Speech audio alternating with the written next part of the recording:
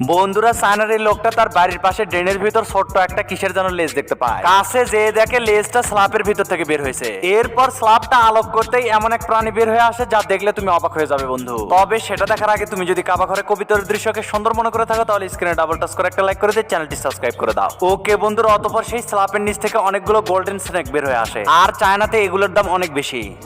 বন্ধুরা, এই লোকটা গর্তের পাশে অনেকগুলো শামুকের খোল দেখতে পায়। নেড়ে চেড়ে দেখে কি যেন এই শামুকগুলো খেয়ে ফেলেছে। তাই লোকটা মনে করে কোনো প্রাণী হয়তো শামুক খেয়ে গর্তের ভিতর ঢুকে গিয়েছে। এই জন্য হাতে থাকা ছোট একটা বেলচা দিয়ে গর্তটা খুঁড়তে থাকে।